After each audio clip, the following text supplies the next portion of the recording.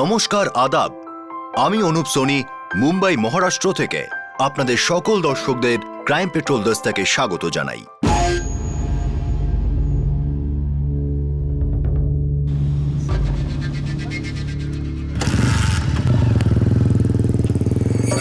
আমাদের নম্বর কবে আসবে রে ভাই? দেখ, আমাদের নাম্বার এসে গেছে। ওয়াও, কি সেক্সি বাইকটা রে ভাই। আরে যখন আমাদের কাছে থাকবে না, তখন আরো বেশি সেক্সি হয়ে যাবে। প্রথম কথা, আমি তোকে এত দামি বাইক জীবনেও কিনে দেব না। আর দ্বিতীয় কথা, তোর বয়সই বা কত? শুধুমাত্র 16 বছরে তোকে লাইসেন্স কে দেবে? আরে বাবা, যখন মহাত্মা গান্ধীর লাইসেন্স পকেটে থাকে, মানে সবুজ সবুজ নোট, তখন সব রকম লাইসেন্স নিজে থেকেই পকেটে চলে আসে। বাজে কথা বলিস না। কালকে তুই জোরে গাড়ি চালাতে গিয়ে কারো যদি অ্যাক্সিডেন্ট করিস তাহলে? হয় নিজে মরে যাবো, না অন্য কাউকে মেরে দেবো, ব্যাস। এক থাপ্পড় মারবো, অসভ্য কথা। কালকে যে কোনো কিছু হতে পারে। হয়তো আমি চেয়ার থেকে পড়ে মরে গেলাম, বা আমরা সবাই হয়তো বম ব্লাস্টে মারা গেলাম। বাবা, কালকে কিচ্ছু নেই, যা আছে আজ আছে, আর এখনই আছে। আর আমার আজকেই বাইক চাই, আর এখনই, আর কিছু জানি না। বাচ্চাদের জেদ করা আর বাবা মায়ের বারণ করা, এটা প্রত্যেক বাড়ির গল্প। কিন্তু এই গল্পে একটা ক্রিমিনাল টুইস্ট তখনই আসে যখন বাচ্চারা খুব সহজেই আইনকে ভাঙার কথা বলে, ঘুষটাকে সিস্টেম মনে করে চলে। এটা একটা ইঙ্গিত যেটা বলে যে সীমা শুধু লঙ্ঘনই করা হচ্ছে না, বরং সীমা শেষ হয়ে যাচ্ছে। প্রায় দিনই এরকম কেস সামনে আসছে যেখানে সংস্কারের লাশের উপর অপরাধ তাণ্ডব করছে। ওম ভূর্ভুবস্সঃ তস্বিতুর্বরেণ্যঃ ভর্গো দেবাস্য ধীমহি ধিয়ো यो নঃ প্রচোদয়াৎ। ওম ভূর্ভুবস্সঃ।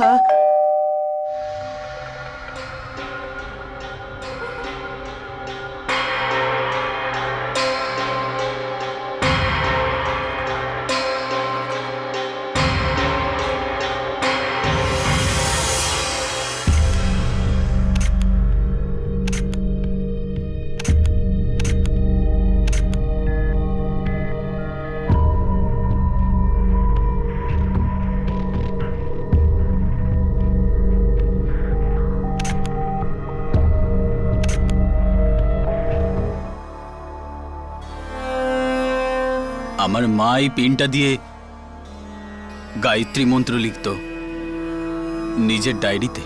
মিস্টার পারিক, আপনি কি বলতে পারেন যে আপনার বাড়ি থেকে কি কি চুরি হয়েছে? টাকা, গয়না, কোনো কিছু? আমি তো বলতে পারবো না, কিন্তু ইনি বলতে পারবেন। ইনি যখন কথা বলার অবস্থাতে থাকবেন তখন আপনি সব তথ্য পেয়ে যাবেন। 47 বছরে বিবাহিত জীবন ছিল ওনাদের।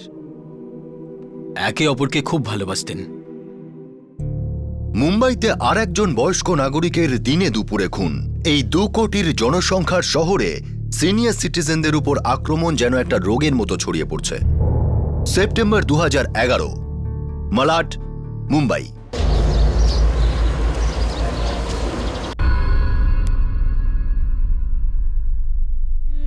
ওম ভূর্ভুবস্সঃ তস্বিতুর্বরেণ্যঃ ভর্গো দেবাস্য ধীমহি ধিয়ো यो নঃ প্রচোদয়াৎ।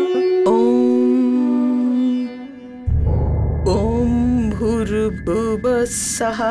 মা, জলখাবার দিয়ে দিয়েছি। তোমার বাবু বসে পড়েছেন? কখন? হ্যাঁ, আসছে।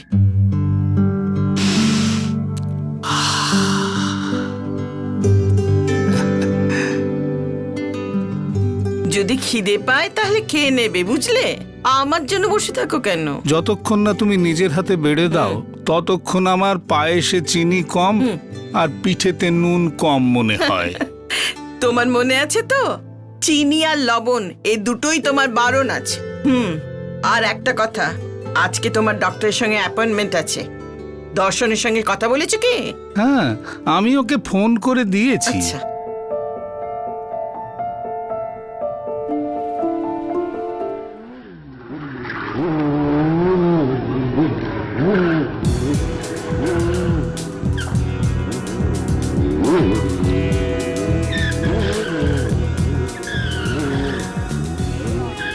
বাবা রাজি, শোন, তো দাদুর একজন ডক্টরের সাথে অ্যাপয়েন্টমেন্ট আছে। আমার আর্জেন্ট কাজ পড়েছে, সেই জন্য তুই দাদুকে নিয়ে চলে যাস। অন্য কোনো দিন নিয়ে যাও, আমার কলেজের জন্য লেট হচ্ছে।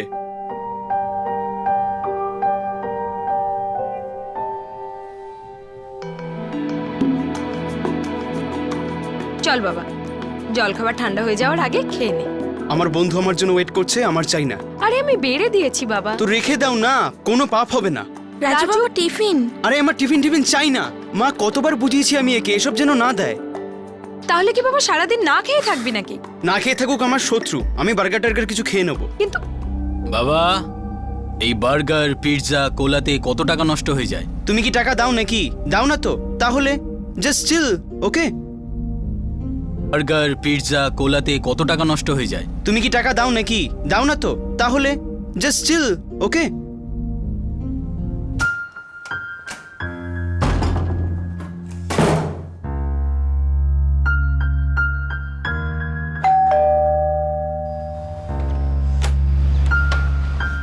আরে রাজু, এসো এসো এসো বাবা, এসো।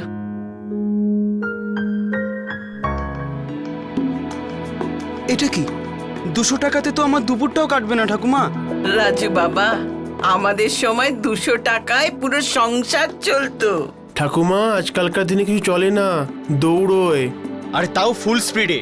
চলো ঠাকুমা, 500 টাকা দাও না না। না না না না please, রাজু please। না, আমার কাছে এর চেয়ে বেশি টাকা নেই। না তোমার কাছে আছে কিন্তু তুমি দেবে না। রাজু, তুই এখন বুঝবি না, বড় হলে তখন সব বুঝে যাবি। হ্যাঁ, তোমাদের যে কি করে বোঝাই, এত বড় তো হয়ে গেছি আমি। ছাড়ো।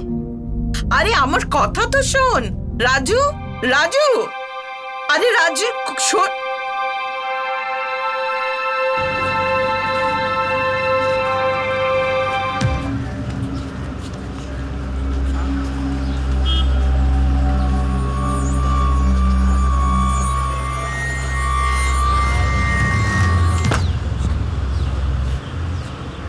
আরে পুরো 2 বছর হয়ে গেছে। দিদি, 1 মিনিট। হ্যাঁ কুসুম বলো। দিদি আমাকে একটু বাইরে যেতে হবে। এখন কি বাইরে যাওয়ার সময় নাকি? দিদি আমার স্বামীর রক্ত পরীক্ষা করতে হবে। তাহলে ওকে পাঠিয়ে দে, তুই গিয়ে কি করবি? দিদি উনি কখনো একা হসপিটালে যাননি। দিদি আমি শুধু যাবো আর আসবো। ঠিক আছে, তাড়াতাড়ি আসিস। ঠিক আছে দিদি।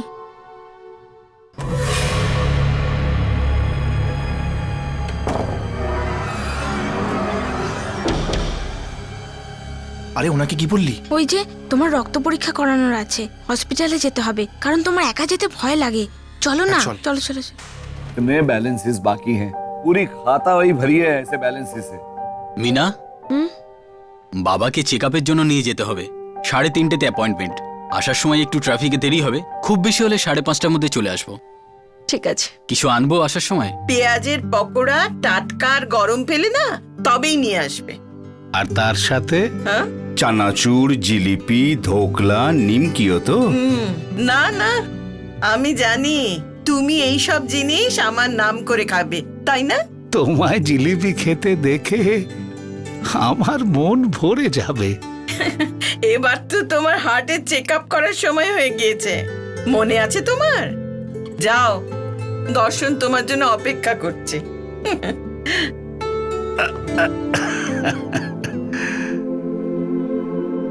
পেঁয়াজের পকোড়া একসাথে বসে খাবো, কেমন?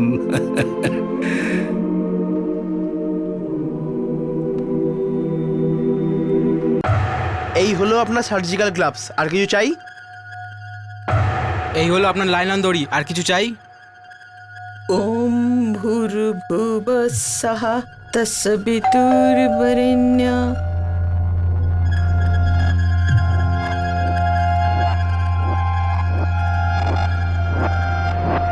দেখলে তো, সব রিপোর্ট নর্মাল এসেছে। তোমার মা শুধুই টেনশন করে। ও বাবা, মনে আছে ডক্টর কি বলেছিল? তোমার আসল ডাক্তার হলো মা। ওনার কারণেই তো সব রিপোর্ট নর্মাল এসেছে। সেটা তো আছেই, উনিই তো আমাদের সবাইকে সামলে রেখেছেন। আমরা সত্যিই ভাগ্যবান।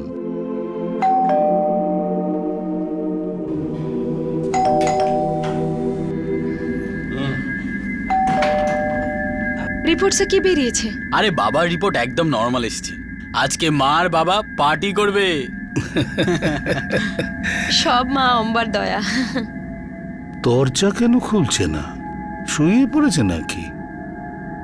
বাবা, মা মনে হয় বাইরে গিয়েছে। তোমায় কিছু বলেছে? না আমি তো নিজেই এইমাত্র মলাট মার্কেট থেকে আসছি। নবরাত্রির জন্য জামা কাপড় কেনার ছিল না? হ্যাঁ হ্যাঁ। এমনিতে এই সময় তো কোনোদিন শোয় না, বাইরে গিয়েছে হয়তো। বাবা, তোমার কাছে চাবি তো আছে। না, আজকে নিয়ে যায়নি।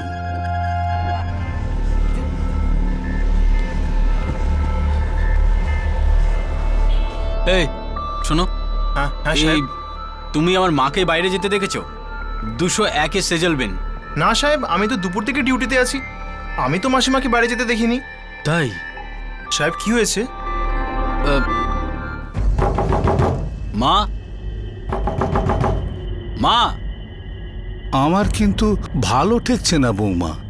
বাবা আপনি চিন্তা করবেন না, আমরা দেখছি কিছু। মা, ভেঙে ফেলো না দরজাটা।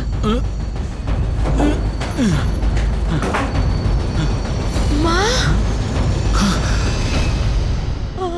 বাবা, বাবা নিজেকে সামলান। ভেঙে ফেলো না দরজাটা।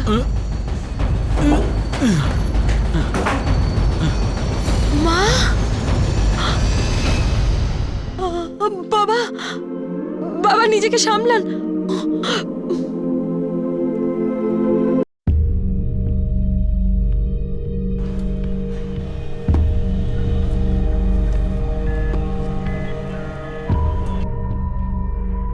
সোনার সব গয়না নিয়ে গেছে, রূপোর গয়নাগুলো নিয়ে যায়নি। আমার সেজালের শরীর থেকে সব গয়না উধাও হয়ে গেছে, মঙ্গলসূত্রটাও। স্যার, আলমারি মোটেই ভেঙে খোলা হয়নি। আর ঘরের দরজাটাও ভেঙে খোলা হয়নি।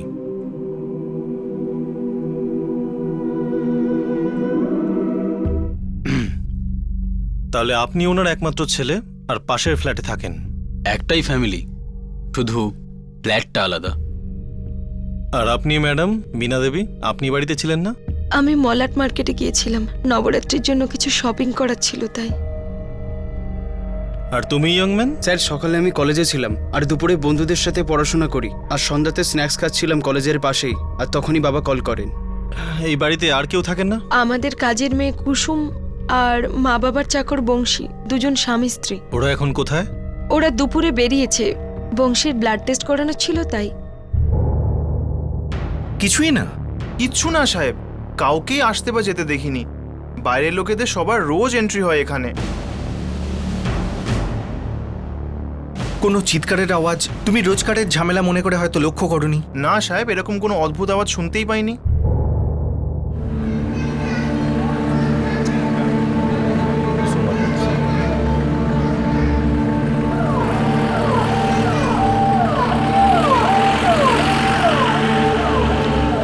কোনো এক্সপার্টের কাজ বলে মনে হচ্ছে স্যার, একটা আঙুলেরও ছাপ নেই। পাটিল স্যার। দুজন কাজের লোক, বংশী আর কুসুম, দুজনকে থানায় ডাকো। Yes sir. ইন্সপেক্টর, এই মৃত্যুটা মৃত্যুটা গলা কাটার ফলে হয়নি। প্রথমে নাইলনে দড়ি বেঁধে দম বন্ধ করে দেয়া হয়, আর প্রাণ বেরিয়ে যাওয়ার পর গলাটা ছুরি দিয়ে কেটে দেয়া হয়। কোনো হাতাহাতি? না, একদম না। বেচারি বয়স্ক মহিলা, খুনির সাথে কতটাই বা হাতাহাতি করতেন। এমনিতে ইন্সপেক্টর, গত 6 মাসের মধ্যে এটা আমার 5ম সিনিয়র সিটিজেন পোস্টমর্টেম কেস। এসব কি হচ্ছে?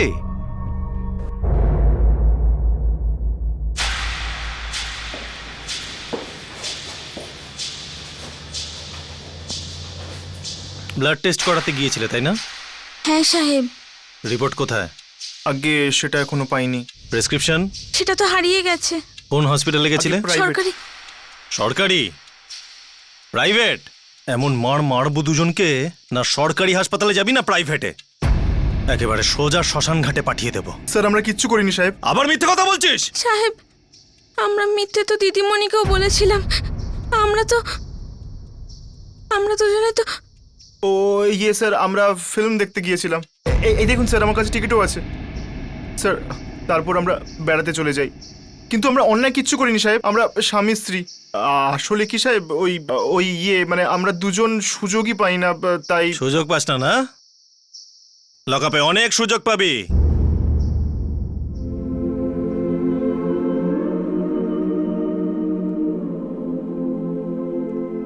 সন্দেহ কাদের উপরে হবে? ওই দুজন ছাড়া। ওরা কবে থেকে কাজ করছে এখানে? এই প্রায় 2 বছর ধরে দুজন একসাথেই এসেছিল এখানে। আপনারা ওই দুজনের উপরেই সন্দেহ করছেন কেন? আপনারাই ইনভেস্টিগেশন করেছেন। আপনি জানেন যে মা নিজেই দরজা খুলেছিলেন, আর ওখানে কোনো ভাঙচুরও হয়নি। ওই দুজন ছাড়া অন্য কারোর জন্য মা দরজা খুলতো না। আমার পুরো বিশ্বাস যে এইসব বংশী আর কুসুমেরই কাণ্ডকলাপ। স্যার, আমি বংশী আর কুসুমের ব্যাকগ্রাউন্ড চেক করেছি, কোনো ক্রিমিনাল রেকর্ড নেই স্যার। ওরা আগে যে বাড়িতে কাজ করতো সেখানেও খোঁজ নিয়ে দেখেছি, সেখানেও কোনো অভিযোগ নেই স্যার। তো পাটিল, ওই বাড়িতে ওদের ছাড়া তো অন্য কারো যাওয়া আসা নেই। স্যার, আমি ওয়াচম্যানকে জিজ্ঞেস করেছি, ওর বক্তব্য কাউকে যেতে আসতে দেখেনি। ওয়াচম্যান ওদের সাথে মিলে থাকতে পারে। আমারও মনে হয়েছিল স্যার, আমি সিকিউরিটি এজেন্সিতে চেক করেছি, ওরও কোনো রেকর্ড নেই। ওয়াচম্যানের ফোনে রেকর্ড আছে? ইয়েস স্যার, এই যে স্যার। কিন্তু স্যার, এতে বংশী বা কুসুমের দুজনের কারোর ফোন রেকর্ড শো করছে না স্যার। কাজের লোকেদের তো নম্বর শো করছে না পাটিল, কিন্তু একটা নম্বর থেকে ওয়াচম্যানের কাছে দুপুর 1টা থেকে 3টার মধ্যে বারবার ফোন এসেছে। এই দেখো, এই হলো নম্বরটা। আর পোস্টমর্টম রিপোর্ট অনুযায়ী খুন 2:30 হয়েছে। Yes sir. পাটিল, এই নম্বরটার খোঁজ করো, নিশ্চয়ই কোনো সূত্র পেয়ে যাবে।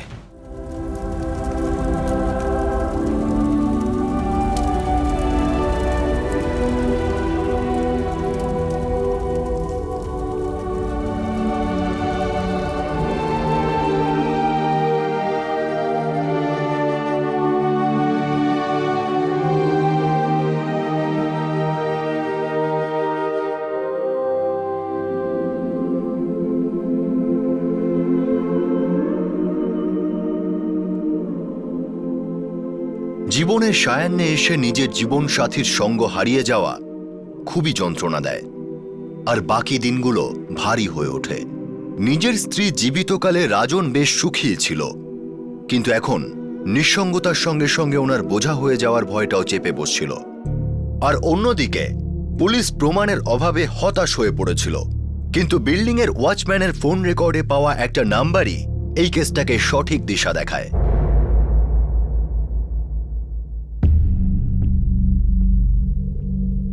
হ্যাঁ, আমি ওয়াচম্যানকে ফোন করেছিলাম শুধুমাত্র এটা জানবার জন্য যে বাবা দাদুকে নিয়ে ডাক্তারের কাছে গেছে কিনা। হ্যাঁ সাহেব, এই কথাটাই জিজ্ঞেস করেছিল। 3-3 বার? এটা তো আপনাকে রাজু বাবাই বলতে পারবে সাহেব। আরে, আমার চিন্তা হচ্ছিল, শুধু স্যাটিসফ্যাকশনের জন্য 3-4 বার কল করেছি। 4 বার না, 3 বার।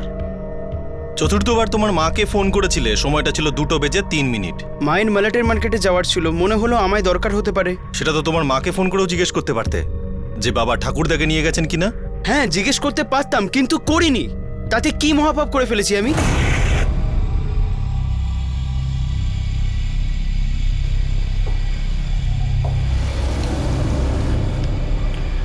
তোমার ঘাড়ে এই দাগটা কিসের?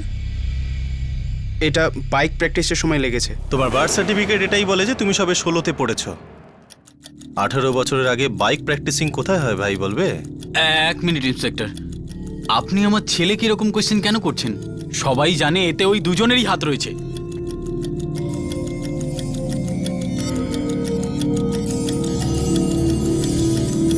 প্লিজ। আমার বাবাকে তো রেহাই দিন। রেহাই তো ইনি দিচ্ছেন, কিন্তু কাকে সেটা আমরা জানি না, কিন্তু আপনি নিশ্চয়ই জানেন।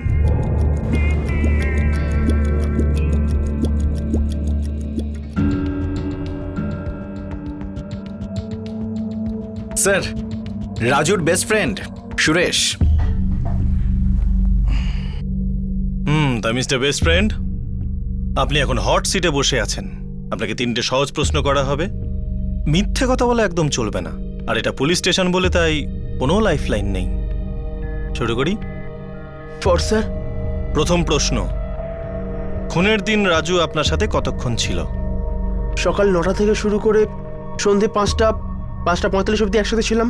সকাল 9টা থেকে শুরু করে সন্ধে 5:45 পর্যন্ত আপনারা কোথায় ছিলেন? কলেজে স্যার। প্রথমে লেকচারে দেখা হয়, আর লাঞ্চের পর লাইব্রেরিতে। তৃতীয় এবং শেষ প্রশ্ন, রাজুর কাছে যখন ওর বাবার ফোন আসে যে ওর ঠাকুমা খুন হয়ে গিয়েছে, তখন আপনারা কোথায় ছিলেন? স্যার, লাইব্রেরিতে। দারুণ ব্যাপার, আপনি 3টে প্রশ্নেরই ভুল আর মিথ্যে উত্তর দিয়েছেন। রাজুর বয়ান অনুযায়ী যখন ওর বাবার ফোন আসে তখন ও কলেজের বাইরে দাঁড়িয়ে স্ন্যাক্স খাচ্ছিল। ও হ্যাঁ, আমি ভুলে গেছিলাম। আর মোবাইল কোম্পানির রেকর্ড অনুযায়ী 2 থেকে 3টের মধ্যে রাজুর সেলফোনের লোকেশন ওর বাড়ির আশেপাশে কোথাও ছিল। 7 কিলোমিটার দূরে তোমাদের কলেজের লাইব্রেরিতে নয়। পাটিল স্যার, একে ওয়েটিং রুমে নিয়ে যাও আর রাজুকে নিয়ে এসো। ওর ঘাড় ধরে এখানে নিয়ে এসো। কি? ও নো, না না, আমি এক্ষুনি ওখানে চলে যাচ্ছি। থ্যাংক ইউ প্রিন্সিপাল সাহেব, থ্যাংক ইউ। কি ব্যাপার, কি হয়েছে? পুলিশ আমাদের ছেলেকে কলেজ থেকে তুলে নিয়ে চলে গেছে। এই পুলিশওয়ালাদের হয়েছেটা কি? আমাদের রাজুর পিছনে পড়ে আছে কেন? বিনা, সেই দিন যদি তোমরা সেজলের কথা শুনতে, তাহলে আজকে এই অবস্থা হতো না। কি বলতে চাইছেন আপনি? 15,000? 15,000 টাকা কিসের জন্য? ঠাকুমা, আমি ট্যাবলেট কিনবো। হ্যাঁ, ট্যাবলেট? তার মানে তুই অসুস্থ রাজু, আর 15,000 টাকার ট্যাবলেট? ঠাকুমা, বোর করো না, ট্যাবলেট মানে হলো একটা ফোন। ফোন? তুই পাগল হয়ে গেছিস? আর 15,000 টাকার ফোন নিবি? না ভাই না, আমি এত টাকা দিতে পারবো না। না, প্রত্যেকবারই না, তুমি কখনোই আমার কথা শোনো না। রাজু, চিৎকার করছিস কেন বাবা? কি হয়েছে? বিনা, দেখ না, ফোন চাইছে, আর তাও 15,000 টাকার। মা, তাহলে কিনে দিলেই তো হয়। এটা তুই কি বলছিস বিনা? মা, আজকালকার 15,000 টাকা আপনার যুগের 1500 সমান।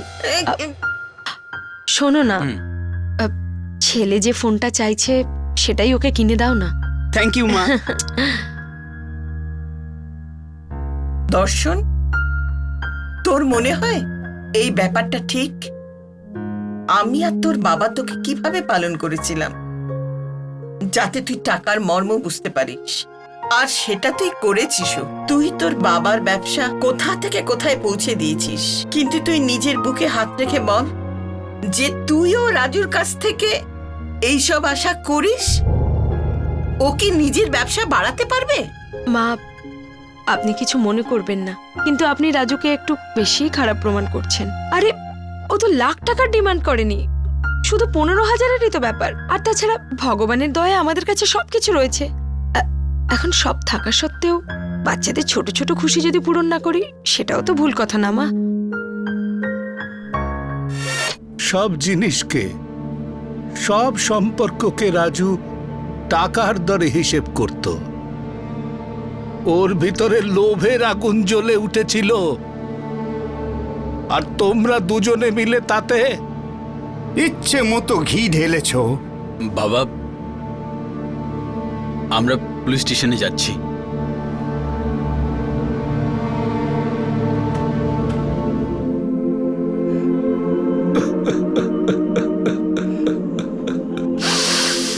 এই কেসে অনেকগুলো মিথ্যে কথা বলা হয়েছে মিস্টার অ্যান্ড মিসেস পারিক, আর সেই মিথ্যের জন্যই সত্যিটা সামনে এসেছে। মানে আপনি কি বলতে চাইছেন? আমি বলতে চাইছি সবচেয়ে বড় মিথ্যে আপনার ছেলে বলেছে।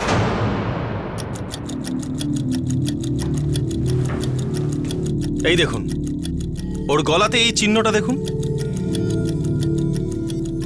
এই দাগটা কোনো বাইক থেকে পড়ে যাওয়ার চিহ্ন না, ইঙ্ক, লাল ইঙ্ক, সেই কলমের ইঙ্ক যা দিয়ে ওর ধার্মিক আর সংস্কারী ঠাকুমা গায়ত্রী মন্ত্র লিখতেন। ওম ভূর্ভুবস্সুঃ তস্বিতুর। আর মিস্টার দর্শন পারিক, মিথ্যে তো আপনিও বলেছেন। আমি তো কিছু বলিনি। জেনে শুনে না জানার ভান করে চুপ থাকা, এটাও তো একটা মিথ্যা।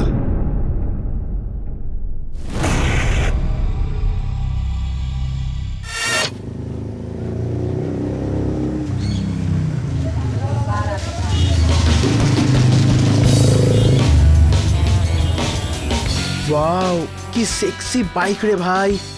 যখন আমাদের হবে না, তখন আরো সেক্সি হয়ে যাবে। 3 লাখ টাকার মোটরসাইকেল? আরে বাবা, সিজ বিউটি, সেকেন্ড গিয়ারে তো রকেটের মতো ওড়ে, রকেটের মতো। রকেট চালানো খুব শখ তোর? তাহলে একটা কাজ কর বাবা, খুব পড়াশোনা কর, সায়েন্টিস্ট হয়ে যা। আর সরকারি খরচায় তোকে রকেটে বসিয়ে মহাকাশে পাঠাবে। আর হ্যাঁ, আমরা নিচে বসে হাততালি দেব। 3 লাখ টাকার মোটরসাইকেল 16 বছর বয়সে। ছাড় ভাই, এরকম করলে তো আর তোর বাবা তোকে টাকা দিয়ে দেবে না। দেবে না তো কেড়ে নেব। মানে ঠাকুমার থেকে।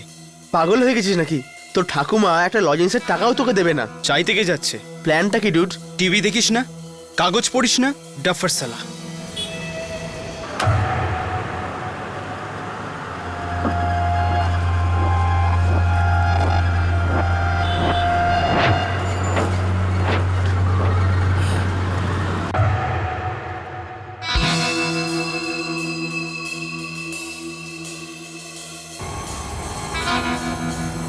কুল ম্যান, তোর বুদ্ধির তো সত্যি জবাব নেই বস।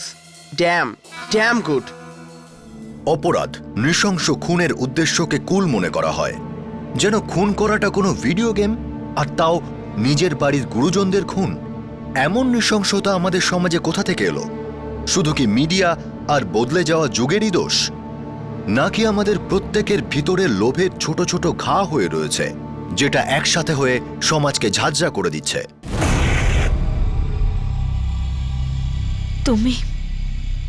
তুমি জানতে?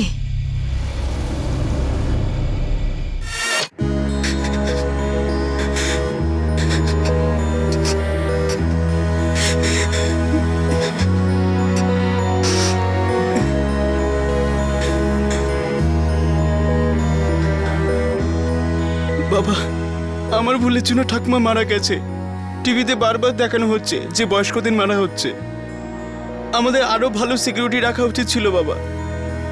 বাবা, যেটা হয়ে গিয়েছে সেটা ভুলে যাও। এখন তো আমাদের সবাইকে মিলে ঠাকুরদাকে সামলাতে হবে, খেয়াল রাখতে হবে।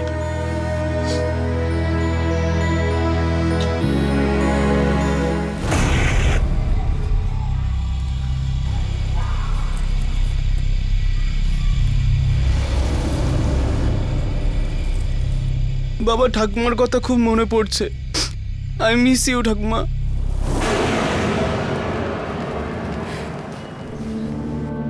তুমি আমায় বলনি কেন? অনেক দেরি হয়ে গেছিল মিনা। আমি শুধু বাবাকে বলেছিলাম, কেননা উনিও সব জেনে গিয়েছিলেন। আমি তোমার সামনে হাত জোড় করছি বাবা, পুলিশকে কিছু বলো না, পুরো সংসারটা নষ্ট হয়ে যাবে বাবা। মাকে হারিয়ে ফেলেছি, সন্তানকেও হারিয়ে ফেলতে হবে। বাবা, আমি তোমার পায়ে পড়ছি বাবা। বাবা,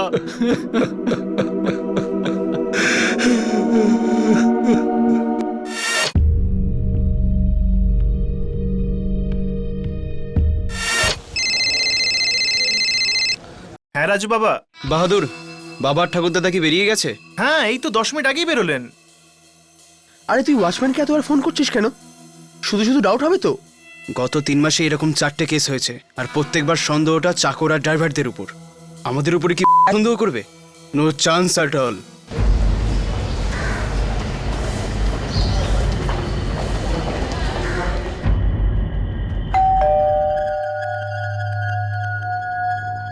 দেখ, আরো একবার ভেবে নে। ঠিক আছে, প্রথমে ভালোভাবে চেয়ে দেখব। যদি 3 লাখ না দেয় তাহলে প্ল্যান অনুযায়ী যাব। ডান? চল। আরে রাজু বাবা, আজকে তাড়াতাড়ি চলে এসেছিস। বাহ, বন্ধুকেও সঙ্গে নিয়ে এসেছিস। আয়, দুজনেই আয়। আয় আয়।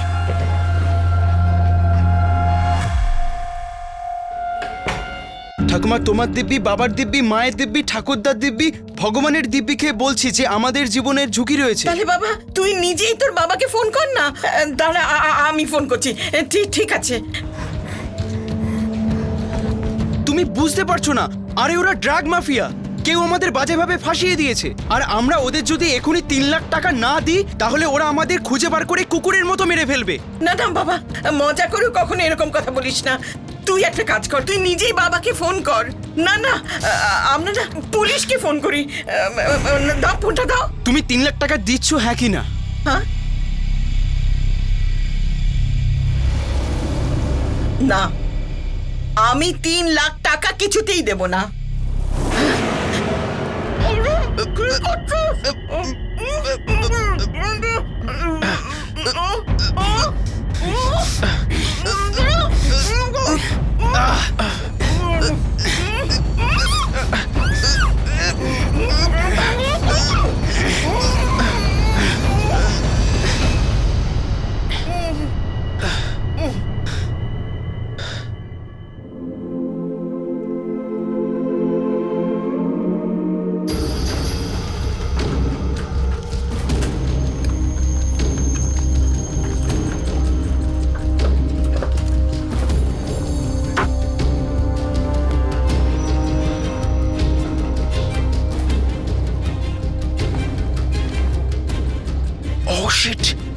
রাজু তো ঠাকুমা বেঁচে আছে।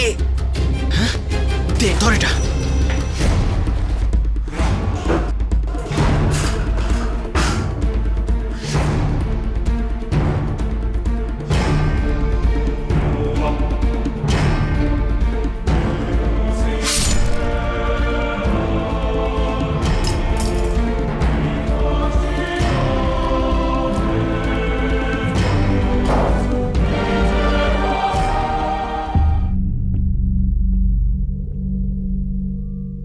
হুম,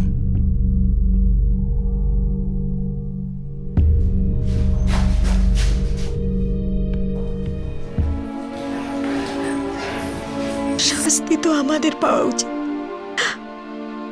অপরাধ আমরা করেছি। শাস্তি তো আমরা সবাই ভোগ করছি মিসেস পারিক। আসলে যৌবনের উদ্যম আর দ্রুত গতির মোটর বাইক দুটো একসাথে হলে অনেক জীবন হারিয়ে যায়, অনেকে আবার বেঁচেও মরে থাকে। আমরা এদের থামাবার অনেক চেষ্টা করি, কিন্তু আজকের যুগের গতিটা খুব দ্রুত, খুবই দ্রুত।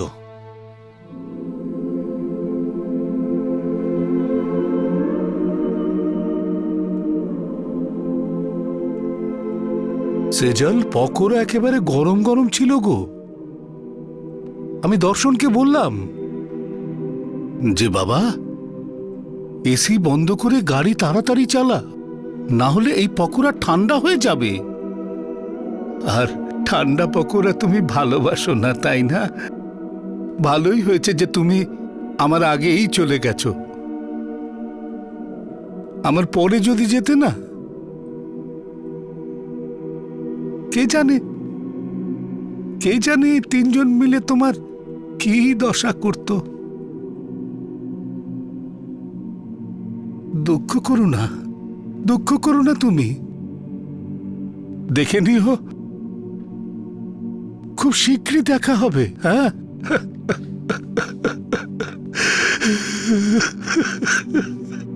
আমরা আমাদের বাচ্চাদের টিভি আর ইন্টারনেট থেকে একটা সীমা পর্যন্তই দূরে রাখতে পারি, কিন্তু তারপর না।